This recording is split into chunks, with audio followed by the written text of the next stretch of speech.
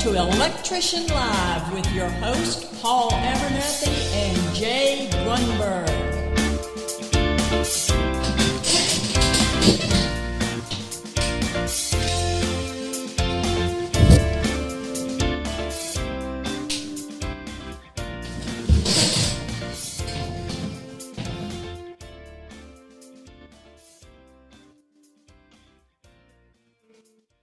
What up, everybody? Welcome to another episode of Electrician Live. My name is Paul Abernathy, your co-host, and with me, as always, my co-host all the way from Colorado, Mr. Grunberg himself, the Basement King. What's up? Welcome to the show, as always, Mr. Grunberg. Thanks for having me, like always, man. I'll tell you what, down here in Colorado, you can feel the fall weather coming. It's cold. Starting to get cold. there, huh? Yeah, I just had the sprinklers blown out today. Already. Yep. Wow. Because it's already getting freezing on the weather conditions. You know, they're already sending off those alerts that we're starting to get freeze zones. So you just got to take care of that, I guess. So, because that knocked out. Oh yeah, well we're luckily we're not there so far. Okay, we're not there right now when it comes to what we've got here in Texas. We're not that cold yet. Let's put it that way. We're not that cold. Thank goodness, right? Yeah. Let's see. Something about the cold, man. It just comes in and it's a dress warmer. I never really minded it, though. In the cold, I always made sure I had a good pair of long johns and a couple of jackets and maybe even a pair of Carhartts or, you know, the coveralls that you'd wear for the outside, making sure if you're working outside. Because, man, during my apprenticeship, I did a lot of outside work in this winter. Yeah. Well, as we saw over on the Sparky Hub, we saw some of your attire that you wear, some of your nice Carhartt professional looking gear and everything. I just noticed I got an orange background and an orange shirt on tonight, and it puts a nice little black little halo around me. I guess it's the October, everything's orange. So, he's gone. He took off. Hey, want to shout out to everybody over in the stream. We thank you, Mike and Lost Treasure. Thank you for coming. You're most welcome. We appreciate. He says thank you for all that you do. Well, we appreciate it and always love educating the industry. So interesting thing, Jay. So that people know that we're multi-streaming tonight. So bear with us. This is the first time we have ever streamed on the amount of platforms that we're streaming on right now. So we're on, what are we on? We're on YouTube. I think it's working on YouTube. I see some people posting on YouTube. It's on YouTube. We're on LinkedIn. We're on Facebook. We're on Twitter. I'm supposedly Instagram, but I have no way to verify that. And YouTube, our normal. So that's the 5 platforms. Of course, you can always watch also over at electricianlive.com. Okay.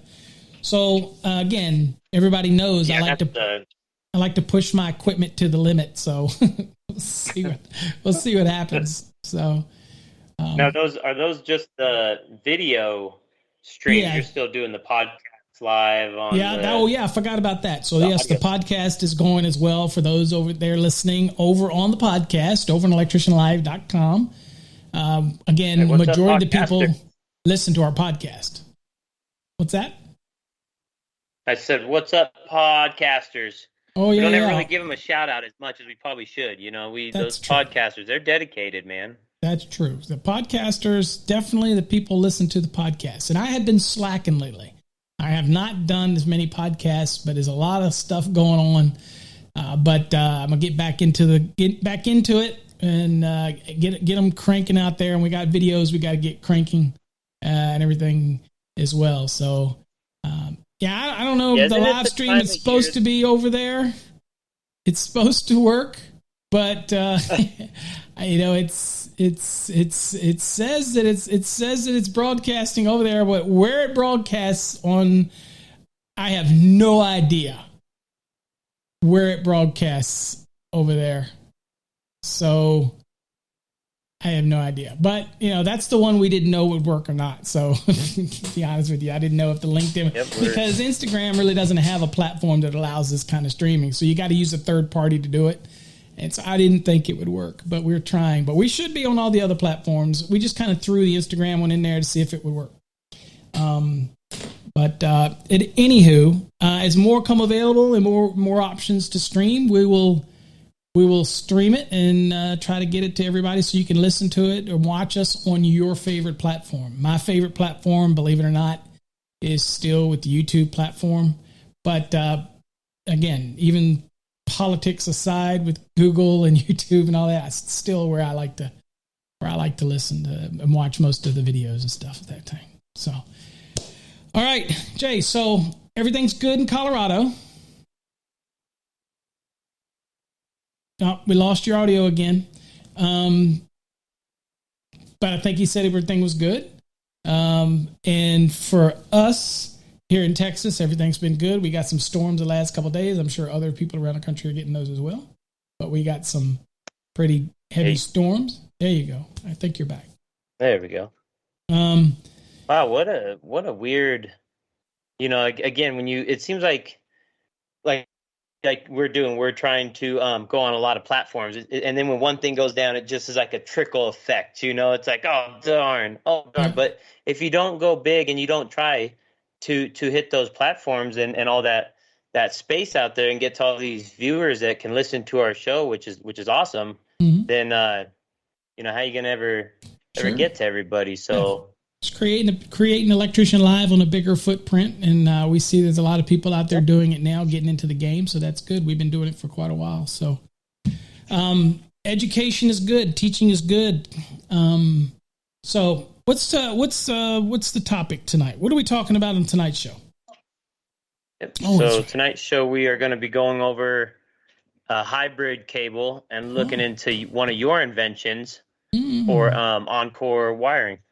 Yeah, Encore wire. So so what we're going to do is we'll talk a little bit about it, because people are asking what's the big deal about it?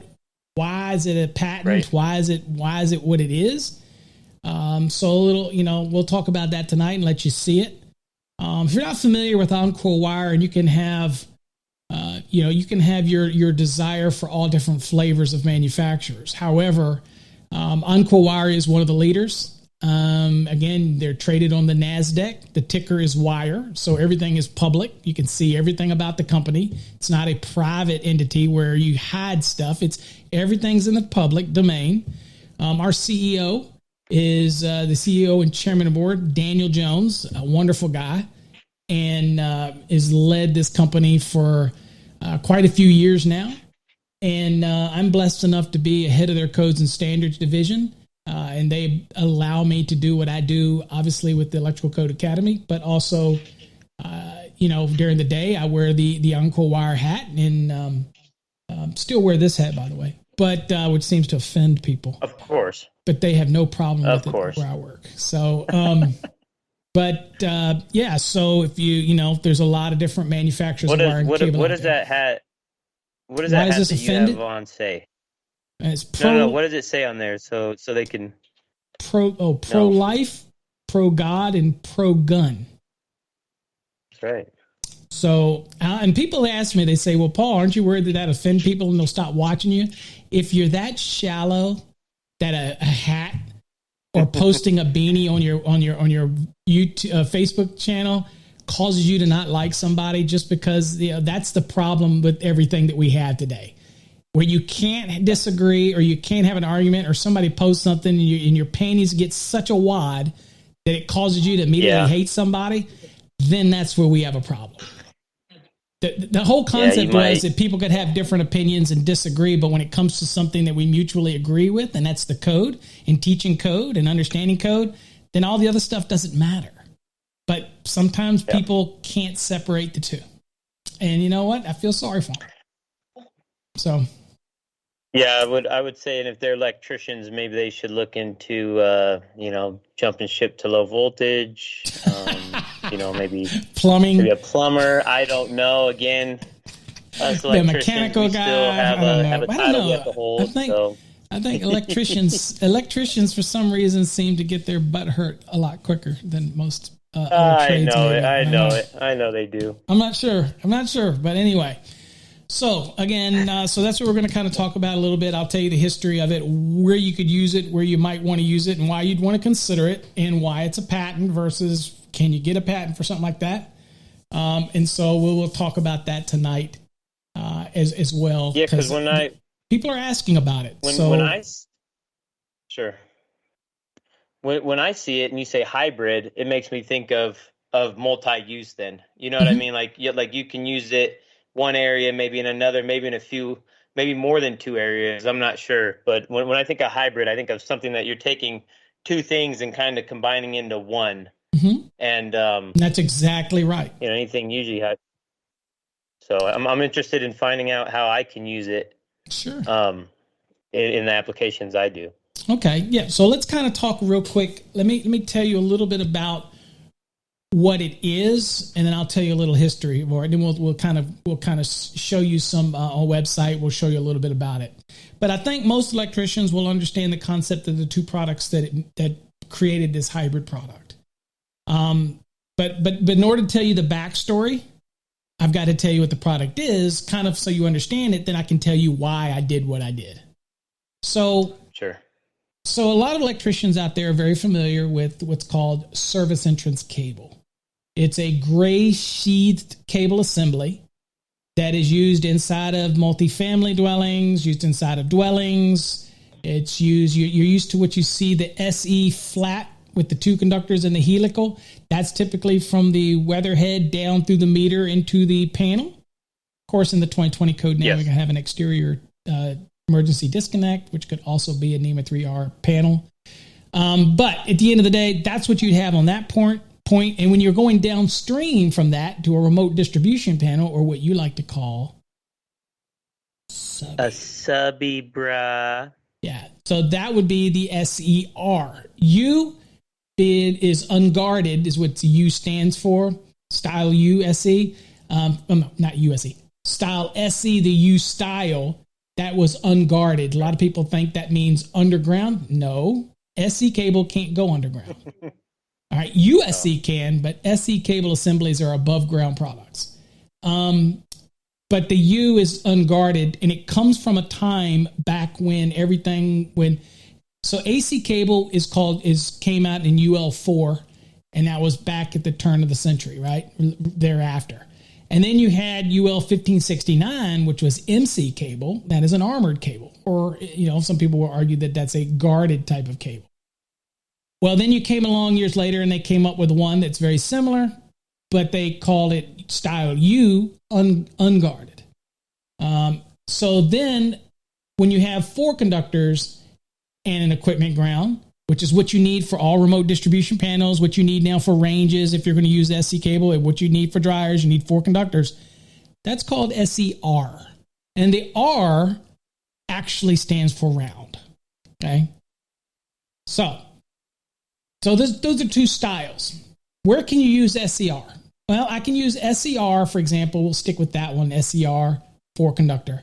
You can use it again, like I said, to ranges. You can use it to dryers. You can use it to remote distribution panels. You can use it on the load side of your service disconnect as you put that emergency disconnect outside under 230.85 rule now. But then you come pop through the wall and hit the panel, which could be a main lug only now, because your service disconnect outside, then that would be an SCR. That would be an application where you'd use an SCR. So there's different applications for that. But where you can't use an SCR is you can't use it outside underground. You can only use it above ground. All right? So, and in some applications where manufacturers make an SCR, if it does not have a CT use rating on it, you can't use it in a cable tray. Now, some may produce it that way, some do not. We do not currently at Encore Wire. We do not produce it in a CT rating. Now, that's because people will typically want to put tray cable in a multifamily building. They want to start running all these SCRs and tray cables for cable management purposes, because a cable tray is not a raceway. It's a supporting system, right? But you can't put SCR in it unless the cable, the SCR is actually rated for CTUs. And that is not a requirement under UL 854 for that product. So that's something that the manufacturer has to choose to do if you want to put it in that application. Now, right. So that's an SCR product. Again, it's basically, people ask me all the time, well, so what's the difference between an MC cable and an SCR? So if we had a black, red, white, and equipment ground in an MC, and you black, red, white, and an equipment ground in a SCR, what's the difference? Well, obviously one's in an armor and one is not, right? But the inner conductors, are exactly the same. It's the same inners. THHN, THWN-2, it doesn't matter. It's the same inners. XHHW-2, the same inners. So when you have SCR cable, you are limited to its application, right? Now, when it comes to tray cable, TC cable, TCER, okay? And when you're using that type of tray cable, it also has its limitations. For example, tray cable, if people that are familiar with tray cable, basically it's like an SCR cable with the gray that you see with the conductors in it, and it has the fiberglass wrap, and it has the thin 30 mils gray sheathing. Tray cable TCER is almost identical to that, except for it doesn't have to have the fiberglass. And that's called a binder, by the way. And that's between the conductors and the outer sheathing. So it doesn't need that. Also, tray cable's sheathing is usually twice as thick. So it's not as thin as an SCR cable. All right? Okay, so, but other than that, they're almost identical. What makes them problematic in their different usage is that tray cable cannot be installed on the surface of a building like SCR can. Tray cable cannot run through the building, with some exceptions for where you have signal and power and control, things like generator applications where it's a unique for 1 and 2 family dwellings. But in the general rule, you can't just use it in a building willy-nilly. Even though it's constructed just like SCR, I mean, it's thicker sheathing, it should be more robust. You can't do it because the code won't let you, right? Even though it's probably more robust than you would see with an SCR, the code won't let you. So that was a problem, right? So tray cable can only be installed outdoors, underground, if it's direct barrier rated. It can be installed in a cable tray. It can be installed in a raceway. And it can be installed on a messenger. All of those requirements for the use of cable tray under 336 of the NEC. That's fine. So when you had these two separate products, you have the cable, the tray, a TCER, and then you have the SCR. So they're almost identical. The only difference is SCR has a thinner sheathing and a fiberglass wrap binder. In tray cable, the binder is optional, but the sheathing is thicker. The inner conductors are exactly the same. Okay, so I've kind of, electricians should know this, and if you're not, and the reason I wanted to explain it like this is because I realized we have the podcast folks, and it wouldn't be fair, even though I'm going to show some images here in a little bit, it wouldn't be fair to the podcasting folks. So I wanted to give you a understanding. Aaron's at it again. Thank you, Aaron. Appreciate it. We will definitely, and I still owe you a book. He did tell me to send it to Jay this time, so I would have put it in the last package I sent to Jay, but I think he told me after that. Didn't you, Jay, or something? After it was that, you said just send it to you.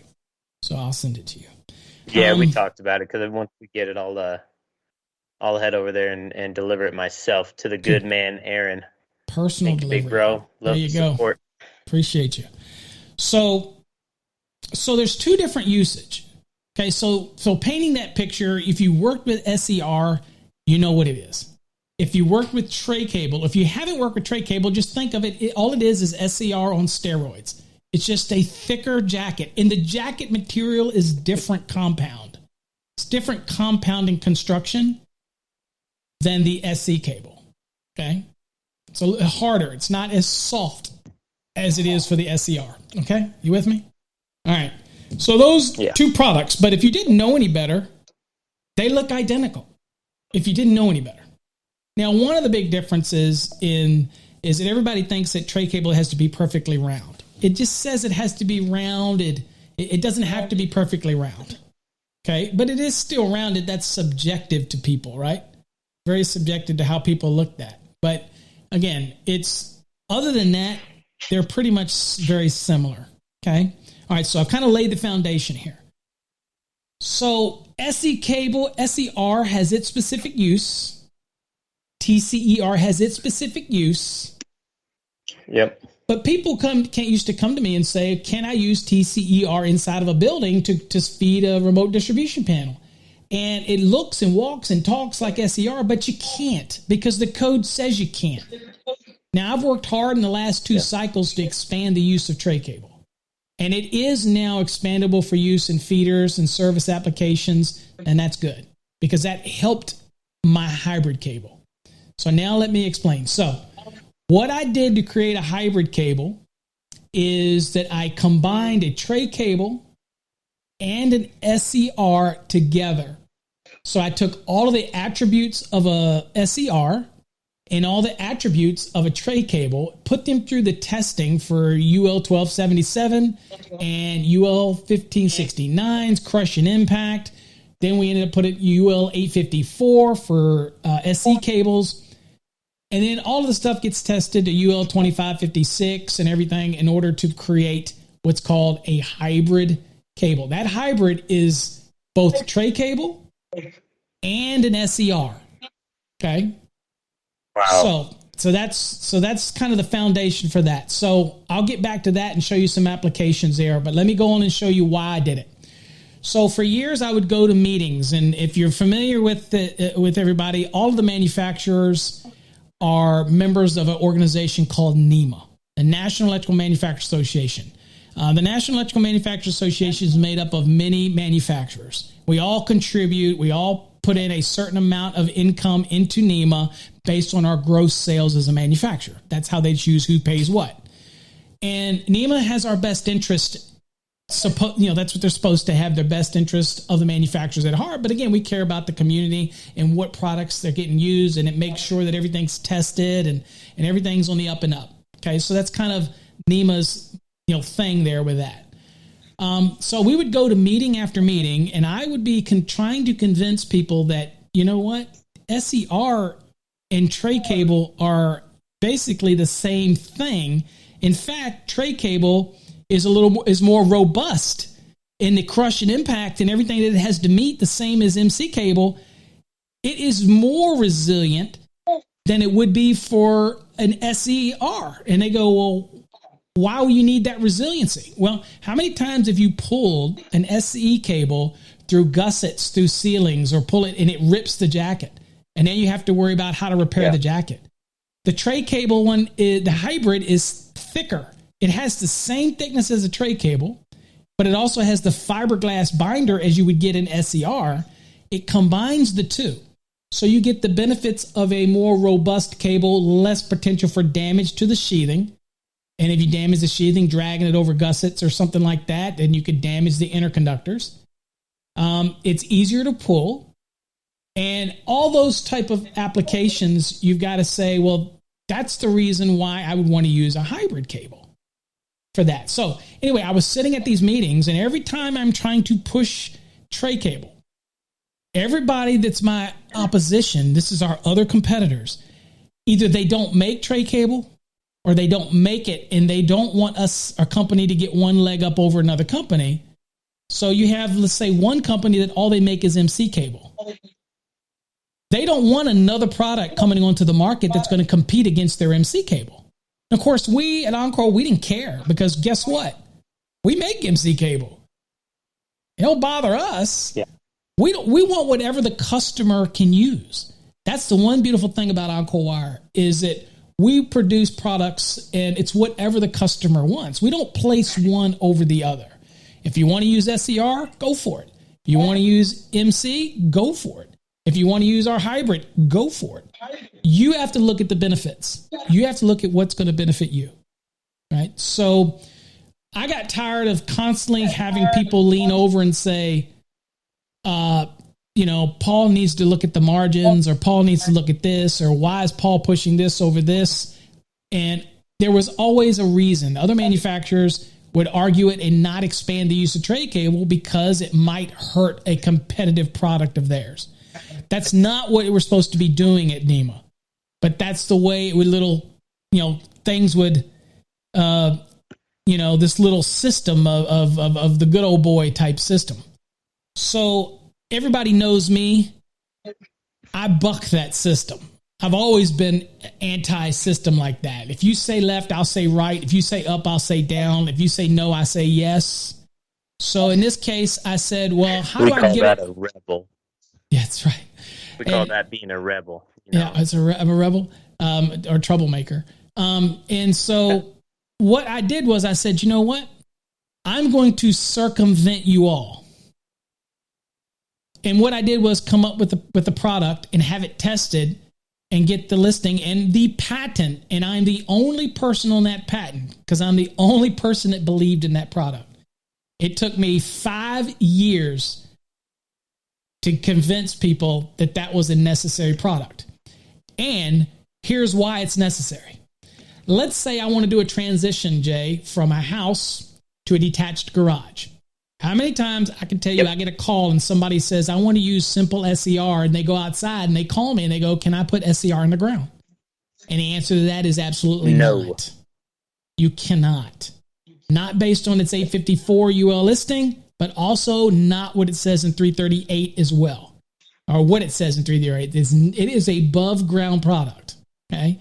So with the hybrid cable, you can go from oh my God, my brother's in the room. Wow. Okay. I've always been that way. Uh-oh. All right. Some stuff's liable to come out tonight that I probably don't want to come out. All right. So at least my other brother's not on here because he could probably tell you some stories. So anyway, Chip could probably tell you. Don't y'all start asking Chip questions. All right. So I lost my train of thought. Tell us everything, Chip. No, let it all out tonight. So come on, Chip. So look. So SCR cable, the hybrid cable, can go down and run out of the building, down the wall, because SCR can be mounted on the surface, but tray cable cannot. It runs down the wall, and then it can go straight into the ground, underground, over and up to the detached structure without any splicing. Because that product is just like a THHN, THWN-2, for example. It's a dual-rated product. It has all the attributes of this product, but when you put it in this environment, it has all the attributes of this product. So it truly is the first of its kind that would allow you, basically, it's an SCR that's rated for direct burial or a tray cable that's rated for use indoors when normally they aren't rated for that. So rather than fight everybody and everybody telling me this, I said, forget it. Why don't we combine the two? And that's what we did. And, I remember when I submitted it to UL and all this stuff for them to review it and non-disclosure and all this stuff, they said to me, why didn't anybody ever think of that? And I'm like, because I don't come from a wiring cable background. I'm an electrician. That's the way I approach it. So I was like, all right, I'm a code guy and I worked for NEMA and worked for jurisdictions and I want what's good for the electrician.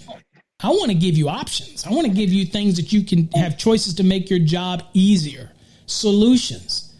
So that's what I came out with it. So it's patented. So you heard it right here. If anybody else ever comes out with it, now I don't know. It depends on how aggressive somebody wants to defend a patent, but if you go look it up, I'm the only name you'll see on that patent. And, it's the hybrid cable, so what does it look like, Jay? Everybody want to see what it kind of looks like? Yeah, I want to see it. Let's kind of go and let's see what it kind of looks like here. Okay. When I think of joining two in one, you think of double the size. So I'm interested in how big it is. Okay. So here's the thing. If you look on the screen, you'll see that it's available in copper and aluminum.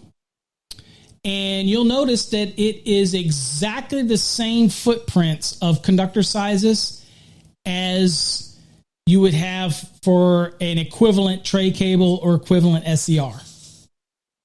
So basically, if you're looking for an SCR, it's just a little bit bigger because the jacket's bigger. But the inner conductors are exactly the same, right? So it's going to have all of the same characteristics. It's going to fit. Oh, here's the other benefit. Oh, here's a big benefit. Tray cable connectors are hard to find. SC cable connectors are not for SCR, and they're usually adjustable clamp. So let's say I'm going outdoors and I transition indoors. Well, TC cable can't transition indoors unless it's in a raceway or a cable tray or something like that. But not with this product. It can go straight up through and into the building. And then once it's in a dry location, once it's inside the building, guess what? It's no longer TCER anymore. It's SER. So you can use a standard SER clamp. So that's nice. Yeah, that's the benefits of it. It's kind of like when I tell people with PVC jacketed MC. When I tell people, I say, well, look, when the PVC jacketed MC is in a wet location, then if you were to make a connection in that location, then the fitting would have to be rated for a wet location. But if the cable assembly itself was just in the wet location and then it came up into dry locations, then you can strip off the PVC coating and just use a regular MC connector. You don't need to use an MC connector if the location where you're making the termination is a dry location, right? So It's kind of the same concept here, is that I can utilize it as either or depending on my condition of use. Now, let me show you here. So we'll do the copper product. Kind of give you an idea. So this is a copper product. Now this is on Encore Wire's website. You can go check it out at EncoreWire.com, and you'll see the products, and you click on the products. Okay, in that application. Now, some people, all right, so we got some questions coming up. They're talking about the use for parking structure in concrete. Well, what you have to look is the ratings of, it's going to carry, the one thing Elwood is somebody that, for those that are on the podcast that are listening, and again, we're streaming on 5 different platforms, your limitation is going to be still within each one of those groups. So if you're using it as TCER, then the uses permitted and uses not permitted are going to apply. So your answer about in concrete, it's still got to meet all the uses .10 and .12 sections of that specific article for uses permitted and uses not permitted. So it's not going to change anything. Whatever the product is that's being used in that environment, and you're using it as that product, all of the uses permitted and not permitted applications. For easier understanding, if you're using it as TCER, then you treat it as TCER and you follow all the rules within the specific code article for tray cable, right? Simple enough? Makes sense? Yeah, it makes perfect sense. So if I was in... Go ahead. I could have used that a few years ago when we were doing a multifamily dwelling unit where we went URD underground. And then when we poked into each unit, we had to do a outdoor weatherproof box. And we would just do a splice point there with the URD and then the SCR going to the actual main lug panels in their garages. Mm-hmm. Yeah. Now, Elwood says he's talking about PVC coated or PVC jacketed MC. PVC jacketed MC can be put in the ground. PVC, the actual PVC material on it, if you look at the allowances in .12, and if it's got that impervious covering, and it does, that's the extruded PVC jacketing, and the conductors inside of it are rated for wet location, it most absolutely can be used in those parking applications, parking structure applications. Perfectly fine for that application. If you're talking about PVC jacketed MC, and I'm assuming that's what you're quoted on. So just remember, you still at if you're using it as, if you're using the hybrid cable as a tray cable, follow all the rules in 336. If you're using it as an SER cable, wherever you're using it at that, follow the rules in 338 of the NEC. And you can't go wrong. Okay? Apply that same concept. Okay? Got a bug. So when does Encore Wire send me my 1,000-foot roll? Oh, your sample? I need it in, let's say a number 6/4 conductor. So I'll do that, and we'll just keep it all copper. Hey, I bet. All right. So for folks that want to find out more about it, you're going to go to, encorewire.com. You'll see the products button. You click on it and you'll see a button that says new products. All right. If I click that button, incidentally, I know this is going to sound funny, Jay, but all the products you see here, and I don't have them all on the screen. Vertical run MC, that's so you can run horizontally. I mean, vertically, straight up. I see vertical run. I said you can run horizontally. Vertical up and down the building. That's one of my inventions as well. And both of these are as well. The MC LED, people have heard of that out there with the low voltage 0 to 10 in with the power MC. That's also my patent. So I've got quite a few patents. I don't make a dime on them. That's the next question people ask. They always go, do you make any money on these patents? The answer is absolutely not. When you work for a company, the patents become theirs. They're not yours. Your name is on them. And then sometimes we add additional people if they had some kind of contribution to it, whether they did something for us, we will add them to the patent as well. It's not a problem. In fact, the more people we can add, the better. It's just for the hybrid cable, nobody really believed in it. They didn't understand what electricians understand. Now it's going crazy. But, that's kind of one of those things where I said, I told you so. If you think about the use, if I want a more robust jacketed product than an SER, this is what you go with. This is it. Right. Because you're going to use it as an SER, but you're going to get a more robust jacket. If you're going to be pulling those multifamily buildings and you're going to be pulling it up and you're worried about it ripping or damaging it or whatever, and having some inspector come and say, how are you going to repair that sheathing, which you can repair the sheathing. You can't necessarily repair a damaged conductor. I know you wrap it in electrical tape, but some may and may not accept that. As far as a manufacturer, we won't accept that. So you own it. You bought it. You can do what you want. But if it fails, don't expect anything from us, because once you take insulation off of a conductor, you can't put it back, right? But you do what you want because you buy it. But when it comes to sheathing, we can give you a recommendation for how to repair jacketing that gets ripped. And that would just be like a 3M type of jacket repair product. And it would be fine because that's just the sheathing. That's just the jacket. But the hybrid cable is so much more robust than that. And so as you can see here on the screen, it's available in 6 gauge through 4/0. So it follows in copper, it follows the same sizing criteria of SER. Now people say, well, why doesn't it follow the same criteria of a tray cable where it goes all the way up to 1,000 kc mil for tray cable or higher? You can't, because it's a hybrid product. It's got to meet the rules of SER, and it's got to meet the rules of tray cable. Well, SER only goes up to 4/0 copper, 250 aluminum. So it can't be bigger than that in order to be a hybrid product. Okay? So it's very much in this application. It is... there's nothing that is, and also something that's different with ours is you'll notice on all of ours that we'll also put TCER JP.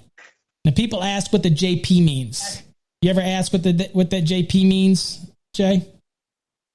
Of course. I mean, I was just going to ask you that. So JP means joist pull. It's been put through a joist pull test. Not required to be on all of our tray cable, because the only one in the code that's required to have a joist pull application for it is when you're looking at the code and you're looking at the applications, you'll see that there's a specific application in 336.10 item number 9, and that is using it in 1 and 2 family dwellings. And that is for when you have both power and control. That's like you have power to a generator, but you also put the controls that turn it on and off and send signals to it. Yep. All tightly, nice and neatly in one cable. Then that is when you could use a tray cable in a 1 and 2 family, but it has to have both power and control. Now, I've been arguing, and I put in a code panel provision, a public input to say, guys, why does it have to have power and control? And that was part of my argument. And I kept fighting these people, even code panel people, fighting them. And they go, no, that's not. So what did I do? I just went around them. I created a hybrid cable. The hybrid cable gets past this limitation. It can be run in a house because inside the house, it's SCR. Outside of the house, in the ground, it's tray cable. Isn't that beautiful? And, it's kind of one of those things where I was like, to take I was going to say an old country boy from Charlottesville, Virginia, but it wasn't very country. Again, it's people, if you think about the usage of this product, it'll amaze you the amount of usage that you could get out of this product. People ask me cost. I'm not a cost guy, but it's not dramatically different when you weigh the benefits that it'll bring you, right?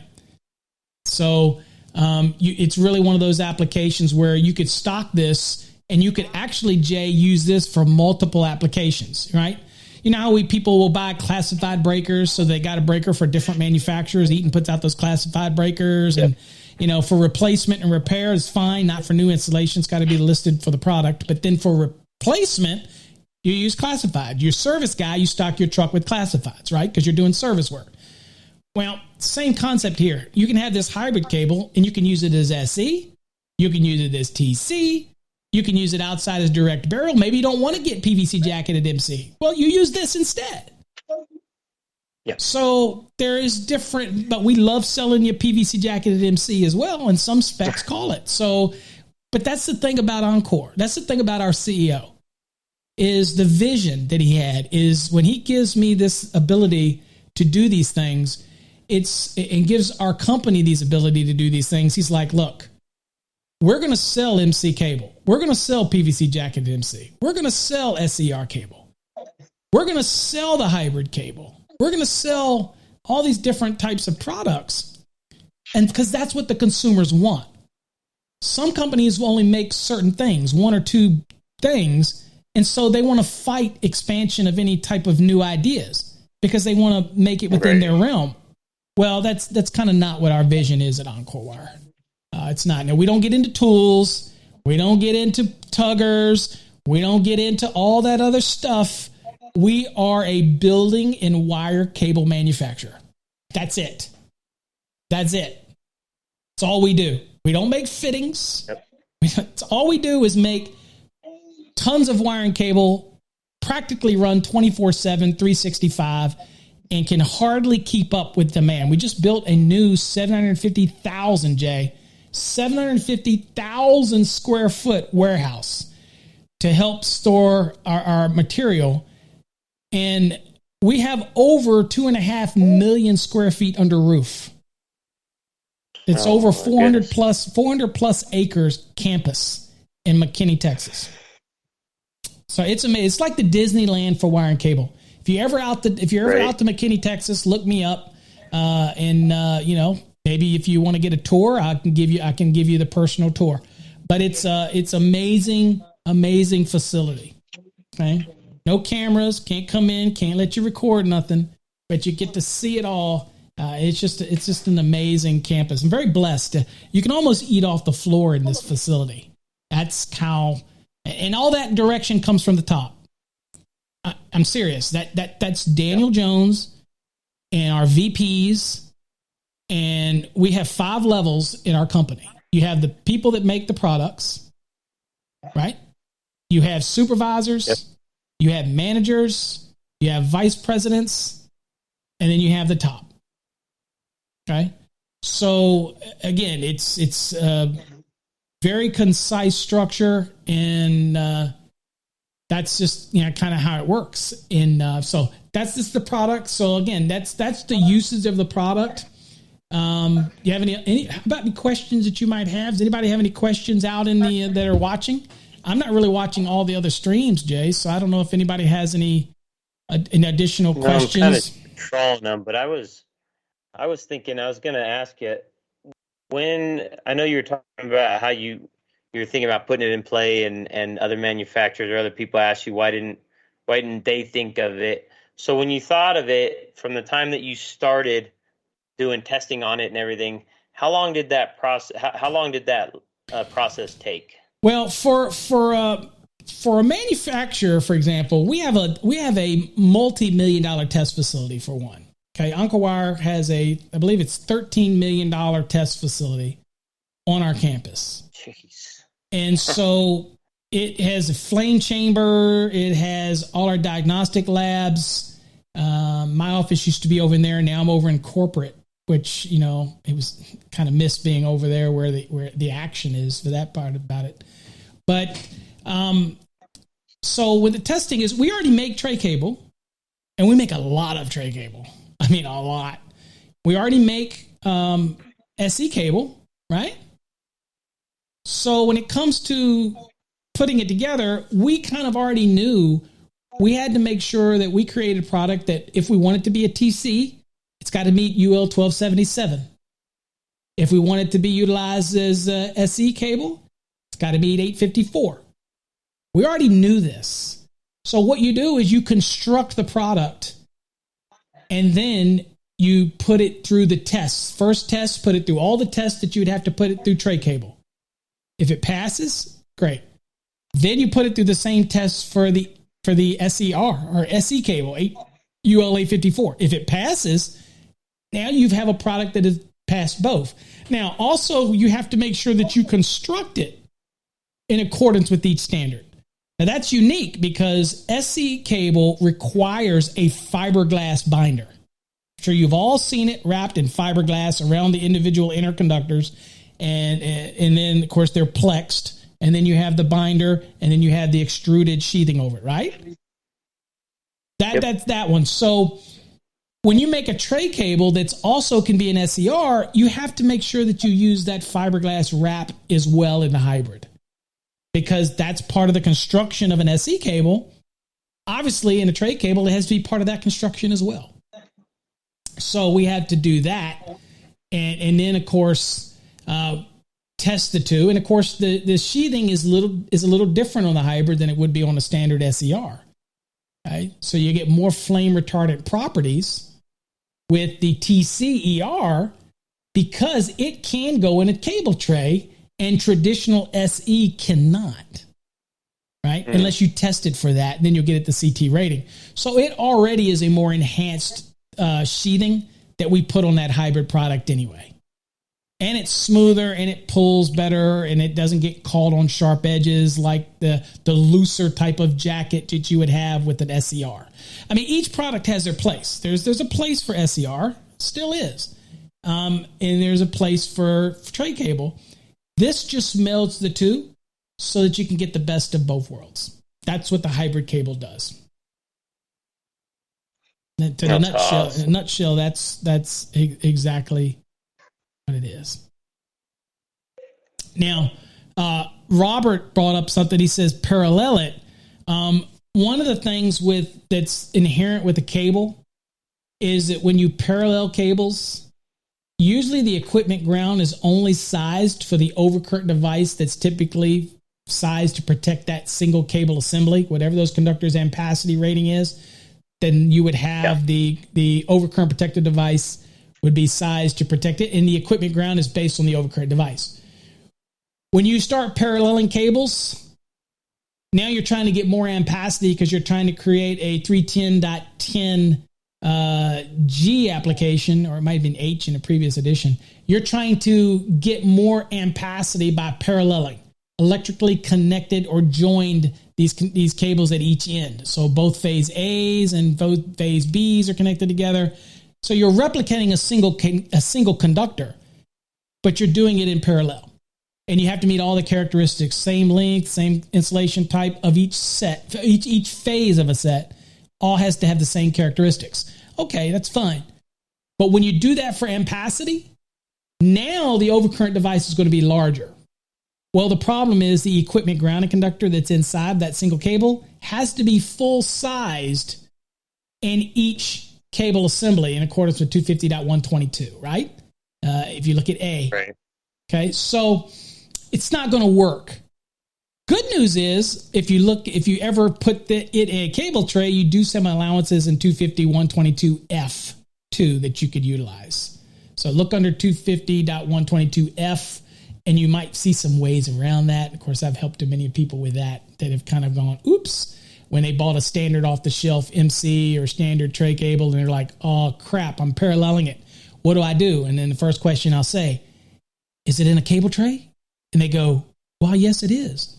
Have I got a solution for you? But so we'll help them out. But yeah, so that's your inherent problem with running cables in parallel is the equipment ground usually not size larger. Now, can you get them special made? Absolutely, you can get cables special made. You can get MCs with an oversized equipment ground for parallel applications.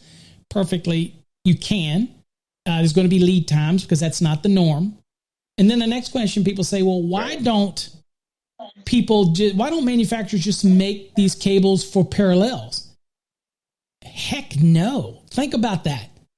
There's so many overcurrent devices. There's so many different paralleling options. How would we know how to standardize a cable for your option? Otherwise, we'd have to carry so many of them with so many different size equipment grounds. We don't want to do that. We're going to sell you a standard MC, a standard tray cable, a standard hybrid cable, a standard SER. If you want something special, then you'd have to special order it. Unless you're putting it in a cable tray or something like that, and we have some options for you. Okay. Other than that, you're kind of stuck with what it is, whatever the size is inside of the cable assembly itself. All right. So hey, Jay, we got to go to the code turd.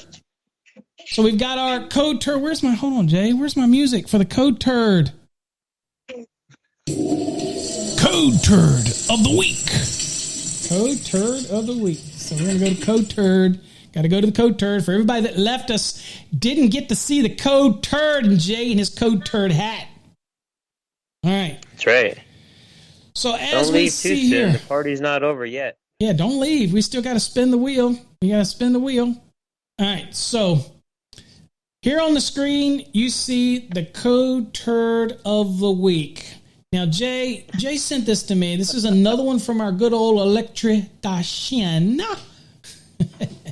And that dude has or whoever that is, seems to certainly are able to find very good turds. Okay. So this is an example where I think anybody could call out this turd. So this is outside air conditioning units, and there's your disconnects. And they're using, obviously that is yellow, so they're using 20 amp 12 gauge. We don't know what those nameplates are, so we can't comment on whether or not that's sized right? Minimum circuit ampacity, maximum overcurrent protection, we don't know. What we do know, here's what we do know. We do know, one, this is a wet location, right, Jay? That is indeed a wet location. You are outside. That is outside. In fact, I don't know what that is. It looks like slide there in the background. So that is definitely outside. First things first, with non-metallic sheath cable, that is a dry location only product. It's designed to be in the walls. And I should get a shameless plug for the Encore Wire podcast. Because this month, October, I did a podcast with my co-host. I have another co-host, Jay. Don't get jealous. My co-host, Kevin Porter. I know, Kevin Porter over at Encore Wire. We have a podcast over there. In this month's podcast, we talk about the use of NMB in buildings under construction and can it get wet and what's the limitations that manufacturers. So we give it to you from a manufacturer's perspective. So go check that out. That is over at anchor.fm/Encore Wire podcast. Okay. So that is Anchor, ANCHOR.fm/Encore Wire podcast. And you can listen to that. And it's a great episode where me and Kevin talk about all these little things that are involved in that. So that is a a great podcast we're doing over there that's very specific. And thanks Encore Wire for letting us do that podcast for all of our customers. It's going to have a lot of great topics in that. So check that out. Just another great podcast to listen to. All right. So except for applications, hold on for a second. Except for applications where you have a building where you're running it through the studs and it might get some rain on it. That's no big deal. As long as it doesn't get into the end of the cables and get into the boxes, and you're okay. It's no harm, no foul, because ultimately the location is going to be a dry location in the walls, right? In this case right here, it's never going to be a dry location, ever. No. This is a wet location, and NMB is not rated. It's not listed. It's not evaluated under UL 719. Now, we do put it in water for 24 hours. We don't, but that's it. Okay. It's not rated for this type of environment, long-term exposure. Okay. So that's a no-no. So that would be a 100. It's a wet location. This is not a wet location product, right?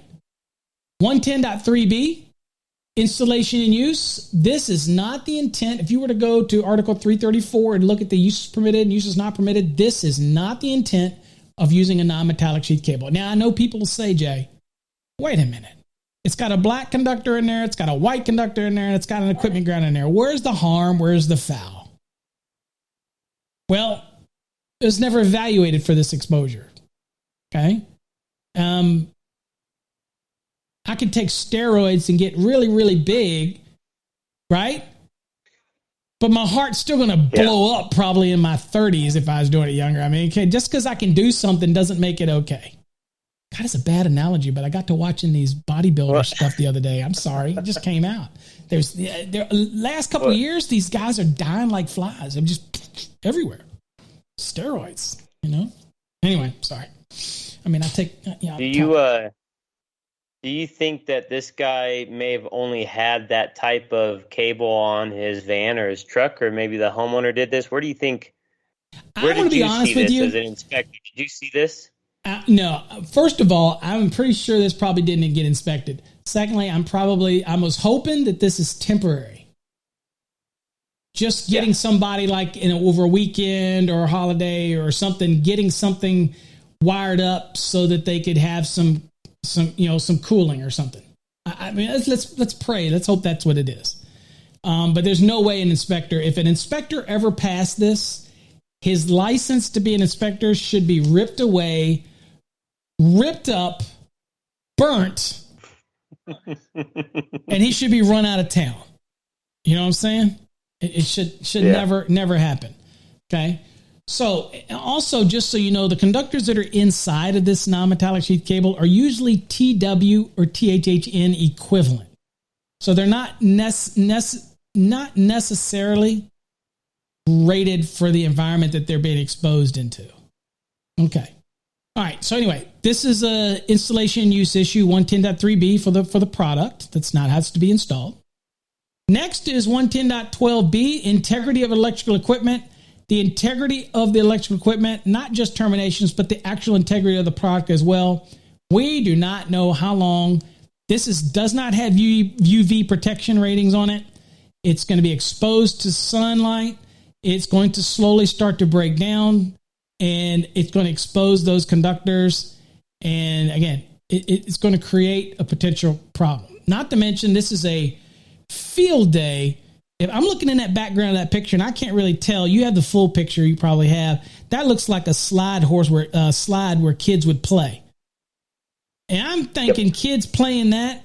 I'm thinking them seeing these spaghetti looking noodles over here, and next thing you know, they're over there pulling on it or doing something on it. Just, not good. Okay. Next. Use is not permitted again. So if we want to get more specific on it, it's 334.12b. Use is not permitted in a wet location. It says dry location. This is obviously a wet location. So there you go. That's another one that you'd cite if you were the inspector. 334.15b, protection from physical damage. Now, again, very subjective, always subjective. But in this case here, obviously it's not being protected behind the units. It's not being strapped to any of the refrigerant lines or anything. So you can make an argument that you would destroy the lines or the piece of equipment before you'd ever damage the cable. Here it's just swinging out in the middle of nowhere and is subject to physical damage. Okay. You're not running it close to the surface of the building. This would not qualify as a whip because it's not to a luminaire within a suspended ceiling. So that's not going to qualify. So that'd be a problem here. So you would have to pay. Now, the next question people say, well, Paul, I'll protect it. I'll protect it, Jay. I'll sleeve it in liquid tight. Well, first of all, liquid tight is not a product that is protecting something from physical damage. That doesn't qualify. That's not rigid. That's not IMC. That's not Schedule 80 PVC. That's not RTRC. That is just liquid tight. It can't be where it's subject to physical damage. So it's under the same boat as that NMB. Plus, so that's what you can't do. So next question people say, well, that's no problem, Paul. I'll just run liquid tight, but I'll run it over along the building surface. Okay. But I'm going to use this NMB and I'm going to strip off the sheathing and I'm just going to put the conductors inside of it because they're already there, Jay. I've already got it on my truck. Man, might as well use it. You can't do that either because that product inside of it, the conductors do not have markings on it. And so you can't use a product inside of a raceway that doesn't have the markings on it per the UL listing. You can get away with it with a product like this because the markings are on the outer sheathing of the product. And that's the way it's designed. So you can't strip it out and use it inside of a raceway. Okay, that application. Okay. Now people ask me, can you do that with MC, like with a transition fitting and a ceiling down an EMT? And the answer is yes for that because the conductors inside of MC have the traditional marking on it. They're just basic THHN, THWN-2 conductors. They have all the markings on it. That type of scenario. All right, so that's that. And then, of course, in this case, 334.30, there is no securing and supporting here at all within 12 inches and every 4.5 feet. Obviously, this isn't going to qualify as a whip under the allowance for that because it's not going to a luminaire. So, and it can't be there anyway.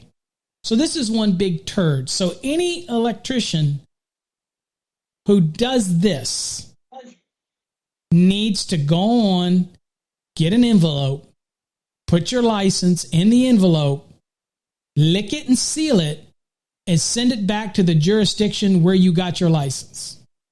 How's that? Just send it in. There's no exception for the floating NMB. Floating. There you go. That's your public input. Public input for the 2026 cycle. Floating NMB. Floating NMB. Yep. That's funny. Yep.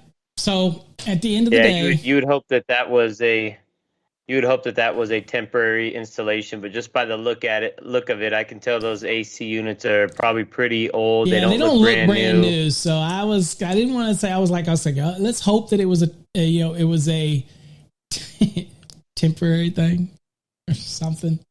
But I don't know, man. Oh man, they look pretty gnarly from what I could see, and of course I cropped it down a little bit to put it in here. So, okay, so that's it. Do you see anything that you would mention about it other than this is not something that I would expect wired up electrical design to do, right? Well, I mean, I'm not going to sit here and lie to you and say what we haven't done anything like that, but I'm just like that's that? not my installation, okay? Like that? He said he's not going to sit there and tell me they haven't done anything like that. I'm like that. I'm just going to say I'm not going to say I haven't done anything. Don't do anything like that. No. Now, here's I'm going to be an advocate for my brother here. Not the Chip, because he took off, I think. Todd, he would argue and say, look, if this is in the middle of a weekend or this is something emergency or something like, you do what you got to do. And I agree with that because Article 590 of the NEC allows me for temporary wiring to use NMB in some of these types of applications, exposed. But we don't know that's what this to be, and that doesn't look like it's brand new installation. You know what I'm saying? Chip said he's still around. He's still around. All right, so I thought you'd ran off on me. It's like, dude, I had brothers at home that were always electricians. I'm done with this electrician stuff. But no, he's still hanging in there. So at the end of the day, there's no reason anybody should do anything like this. All right. Is that enough of the code turd? We got to spin the wheel. They got to end the show on some giveaways. Yep, let's spin the wheel. I know that if that was our install, though, I would have taken some non-metallic liquid tight from each disconnect to each unit. Now, but would you have put the NMB inside of it? Because that I have seen on inspections. I would have, right, and what happens is, no, I've seen it both ways. Would I have done it? No, obviously not. I'd probably just put some UF or THHN, THWN in it. But I have seen it to where when I was working for guys as apprentices, they would want us to score the sheathing on the NMB about 3 inches lower than where it came through the connector in each box, to make it look like it was THHN. The only bad thing is it didn't have the markings. Ground is there's bare. No marking, and then also the ground is bare. Its ground is bare, so it's a dead giveaway. Now that I think about it, at the time, I didn't really realize what they were doing. They were trying to cheat the code system is what they were doing. But now I see it. Like, if I was an inspector, I'd be like, come on, dude, seriously, like, pull that thing out and go get the right stuff. Go to Home Depot and go get a 10-foot run of THWN2, THHN, whatever's listed for that location, Yeah. So that was always the funny thing when I was the head of jurisdictions and they would call me out to a job. The electricians would cringe because if they called me out to the job, they gave them a violation on that. It would be 110.3B. When I left, there was about 10 different things just for that one thing. And then, so you can imagine an inspection, it was only like 1 or 2 or 3 violations. Ended up being 20, 30 violations because I'm writing everything down. Everything down. So at the end of the day, it was, hey, fix it. Franklin's in the house. Right. He says that it would have used UF in adaptation. Yeah, I would use UF. The only argument somebody could use for UF, again, would have been if it's subject to physical damage. But there's a certain way you could have routed it that would have mitigated that. And then it's subjective. And I'd rather have that argument being subjective than not at all. Me, personally, that same argument is if I use liquid tight. If somebody's going to argue that it's subject to physical damage, again, liquid tight can't even be in a location where it's subject to physical damage. So I think that gets mitigated when it's behind the units like that because it really does protect anything from physically damaging it, right? And so at the end of the day, we have to use a little common sense. So that's where we see a lot of people that have used UF. They run it down and with the refrigerant line over, and they say, look, it's no more subject to damage than anything else in the system. And most jurisdictions cut them some slack. I certainly don't want to see people running rigid IMC.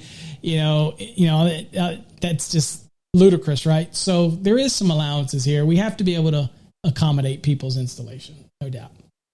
All right. We're running a little over tonight, so let's spin the wheel. Aaron, we're going to spin the wheel, and I'm going to add it to whatever, the list of whatever I've got to send you. So here we go. We're going to spin the wheel and see what we got. Let's Again, in order to spin the wheel, you make a donation. Anything $4.99 and higher, you get a chance to win some of our swag. We got new things coming. But what they're trying to win was either one of our little lights here, our goodie giveaways there, boom, boom, boom, the nebulizer. You've got the screwdrivers. Okay, the metal screwdrivers. You got our custom stickers that I designed. Got a bunch of them. This is just 3, but there's a bunch of other ones. What else? I'm missing something. Oh, keychain. Oh, the LED keychain lights. Keychains. These here. There you go, LED keychain lights. We're thinking about getting some carabiners. Key holders with the Electrician Live and Electrical Code Academy on it. Carabiners with a strap for your keys. We're thinking of doing that. But anyway, that's that. What else am I missing? Screwdriver, mini key. Oh, and we got And a if they free month sub. Not from Subway, but a free month sub to our members only area. Which, you know what? We know what we're gonna do. We're gonna do because Aaron, would you even use the sub? But anyway, I will say for the next person that donates, if you donate while we're doing this right now, I'm going to change that free month to a 1 year, and we'll spend it on a 1 year. Okay, so Aaron, we'll do you a 1 year. We'll add it 1 year, and if you want to donate it to somebody, you can donate it to somebody. Might give it to Jay because his time's probably running out. All right, so let's spin the wheel. Let's see what we get.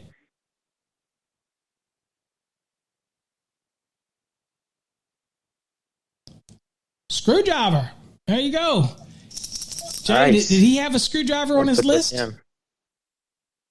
I'll have to cross-reference the last one. Let me just take a quick peek at the last one we had. It right here. Aaron, unless you want 2 screwdrivers, they are pretty neat little screwdrivers. I will say that. They're all metal. Let me just take a quick They're peek. all metal.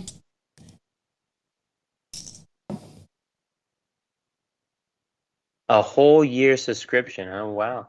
Mm-hmm. I know Nice. it's the smallest swatch of the whole wheel, but hey. Okay, so can happen. far, Aaron has the signed book. Yep, signed book. He has a sticker pack. Yep. And he has a screwdriver. All right, let's just spin it again. You don't want 2 screwdrivers. We'll spin it again. Come on. Unless he wants 2 screwdrivers. But we'll spin it again, and you let me know if you'd rather have the 2. Either one. We'll spin it again.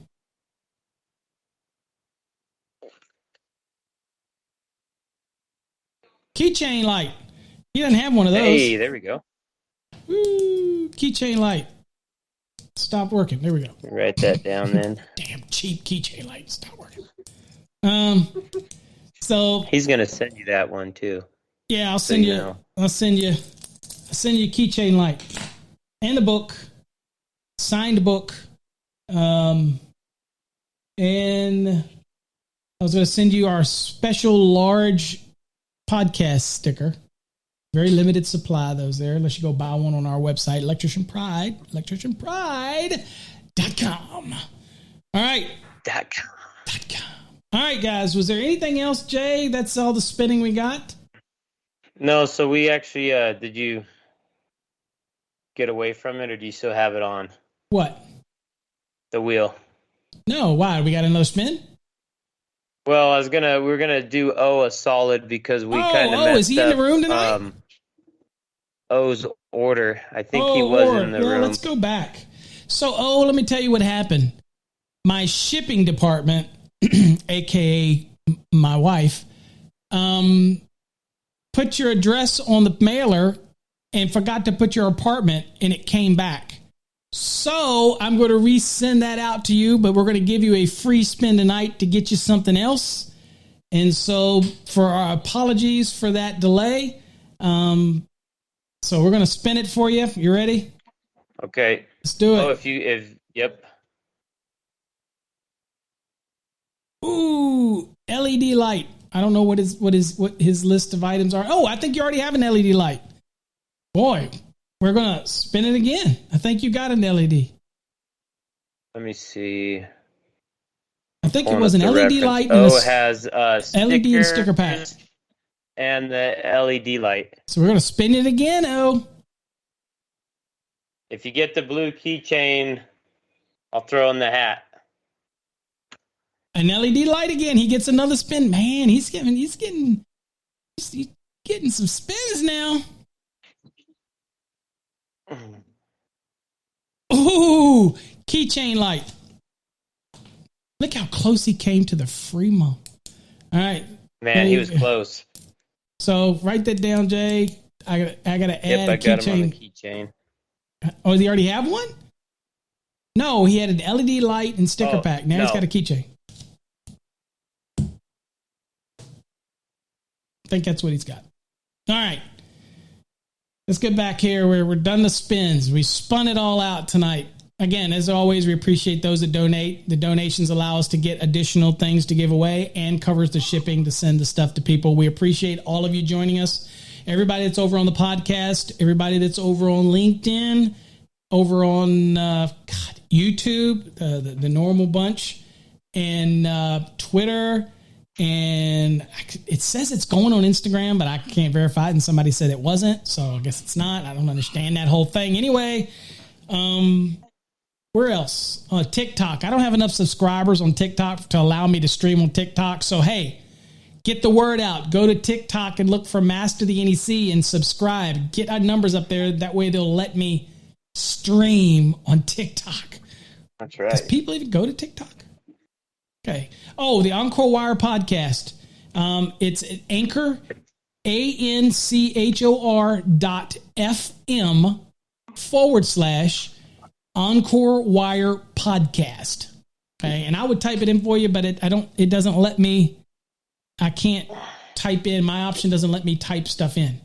So ANCHOR.FM/Encore Wire podcast, and all one word.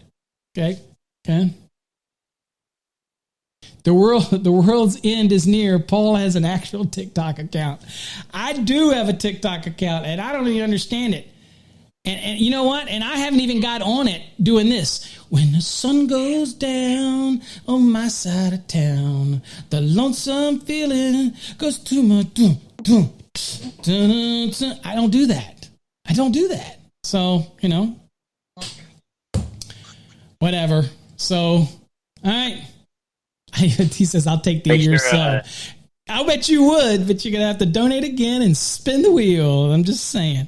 All right, folks, thank you for watching. Thank you for sharing. Appreciate all you students. We had a great exam prep last night. Jay, what is it? 3 hours we went last night?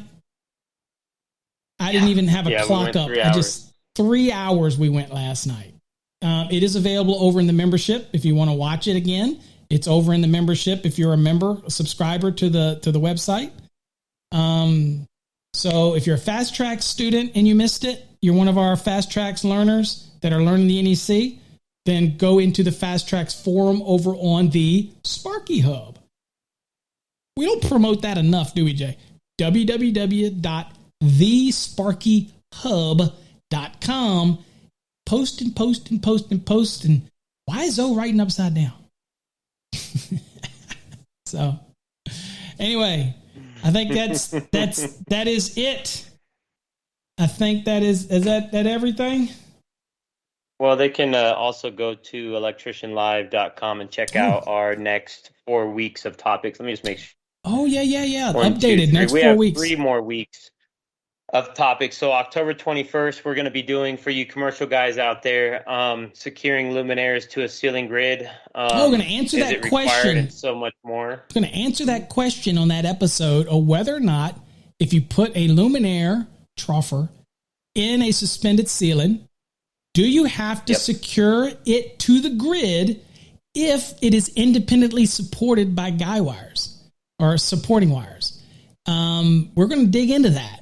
And I'm going to explain that to you. Go all over chapter 3 and be able to explain that to you, so there's no doubt. What's another one? What's the other one? Then the following week is October 28th, so that's the week of Halloween. So we're doing the Halloween special. And you guys get to call in and tell us about your job site horror stories or what you've seen, what you've heard, things like that. So you guys get to call in that episode, and that's an annual thing, right? We did that last year, so it's kind of the same thing. Spooky, call in, tell us your job site stories. I'll be dressed up. I'm not sure about you. No, I don't dress up. But I will be. I don't dress up, bruh. This is it. This is it. What else? Okay, what's the other week?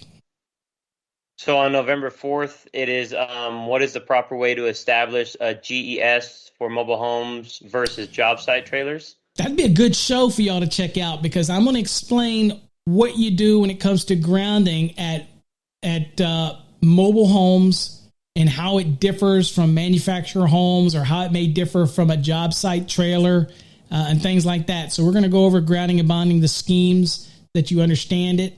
And that'd be a great episode as well. Man, that's some good episodes coming up, dude. Yep. Share it. Let everybody know about Electrician Live, and let them know. Again, we're on so many platforms now. You can listen and watch on any platform that you want, and you get to enjoy it. We hope you enjoy it anyway. So, yeah, heck yeah. If you want to learn the NEC, check our website out, masterthenec.com or electrocodecademy.com or .net or .org, and check out the Fast Tracks program. Watch some of our videos. If you want to learn the NEC, that's the way to do it. I think that's it for tonight, Jay. Everybody out there, we appreciate you. Till next time, stay safe. God bless.